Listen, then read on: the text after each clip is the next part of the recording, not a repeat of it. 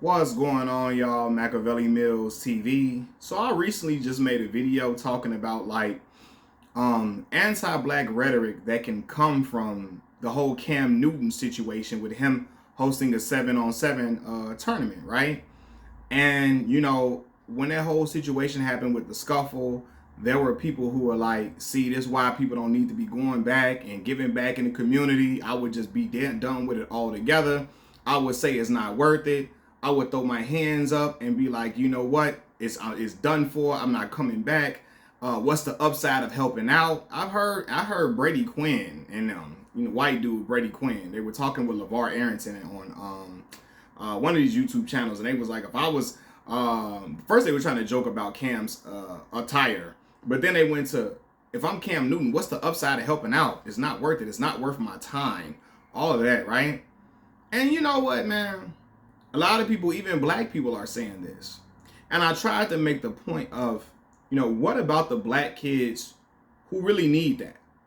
Who really need, those connections, who really need those avenues that Cam Newton can provide, or the knowledge or the tutelage, the instruction from Cam Newton.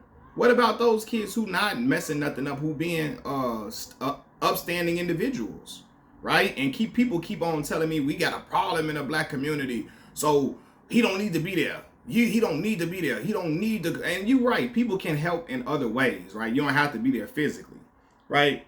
But what I'm saying is, I'm making this point. I come from Southside Chicago, Illinois, and I tell y'all this all the time because I want y'all to know this. And I want y'all to know this for a reason. To know that black men come from Southside Chicago, Illinois, that can speak up, right? They got degrees, multiple, right? Who earned academic scholarships to college, who was in school learning different languages, who were cool, chill, easygoing kids that just like to have fun and engage in topics about talking about sports and all of that. Chill.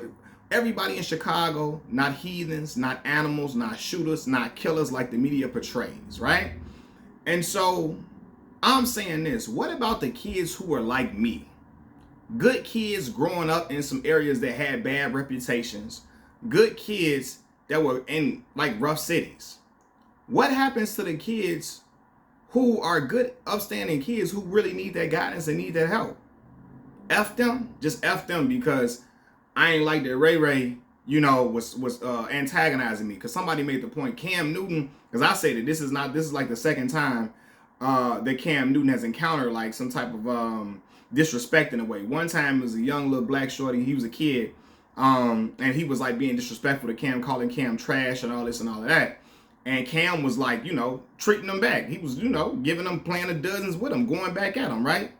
And that now you had the situation where these young guys, they were, to come to find out, they weren't even kids. It was some other dudes, I guess, that probably was coaching another 7-on-7 team, right? And so people was like, Cam, keep running into this. This is a problem. He don't need to risk his life or whatever. I said, bro, you can bring security in there, bro. Let's be for real. There are other ways to vet people before you bring them in. If a young dude, if some people acting like Cam, they went through this 7-8 times. He's been in this situation twice. The first time it wasn't physical. Young shorty being disrespectful. And I want y'all to know that there are white children who are disrespectful. There are Hispanic children that are disrespectful. There are Asian kids that are disrespectful too. And there are other ways to filter through that. Shorty, if a young man want to be disrespectful, kick him out. They ain't gonna count. End all be all. Keep security there just in case. All of that, right? But my bigger point is, what about the kids who are like me? Because contrary to popular belief, it was a lot of kids like me in Chicago. I know y'all don't think that, but a lot of us were. It's kids that went to prestigious schools that I went to. Excuse me. There are kids who went to prestigious schools, that were classmates of mine, right? There are kids who I graduated with that are now teaching the youth.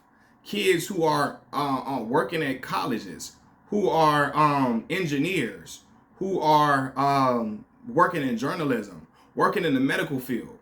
Young men that I know from Morgan Park High School who are now in dentistry. Okay? What about those individuals who are doing what they're supposed to do, who stand on the right track? F them kids who don't give them no opportunities, because A few bad apples. Everybody talking about there's a whole bunch of bad apples around. Okay, well, find a better way to vet these kids before you bring them in there.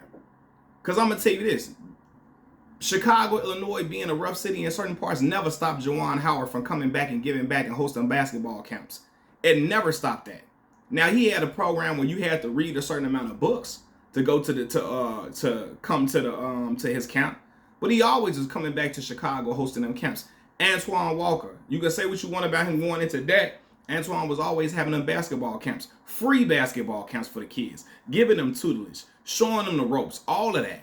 And I know this personally, right? So if we take on this mindset that, you know what, it ain't worth it, what's gonna happen to the other youth who really need that help, who really need a Cam Newton to vouch for them to go to certain camps, to vouch for them to go to play for a certain coach?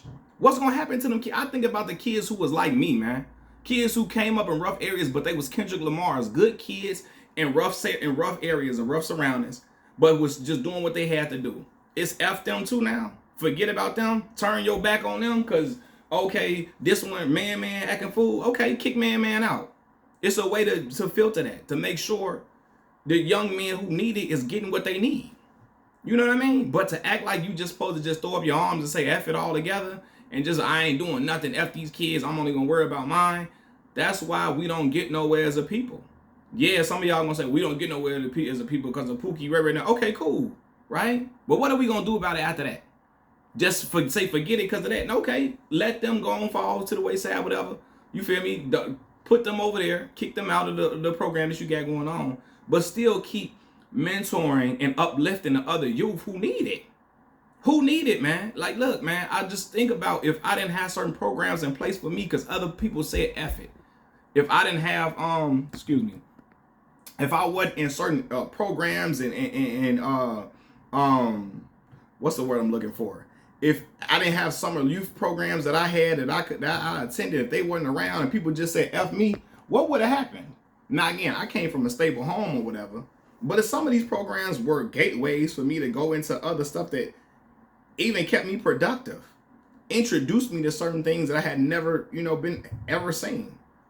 You know what I mean? So I want y'all to think about that when y'all just be like, oh, F it. It's black kids. That was just a lot of them just like me in Chicago. Don't let the drill music fool you. It's a lot of kids that's living in the hood. Again, I wasn't living in the suburbs. I was right in the Chicago South Side. All the areas from the low end to the Hundreds to 87th Street to 65th to over East. I was everywhere on the South Side. And it was kids like me everywhere I went. And when y'all be like, oh, Cam Newton, he don't need to worry about that. What about the young kids who like me, who need assistance and need help? Cam Newton can be the difference between them getting into certain schools to play, between them learning certain skills, he can be the difference between them going to a certain camp that can make them the right connections to get to certain colleges, to know certain trainers or whatever that can put them at elite status in football. So Cam should keep being philanthropic and coming back.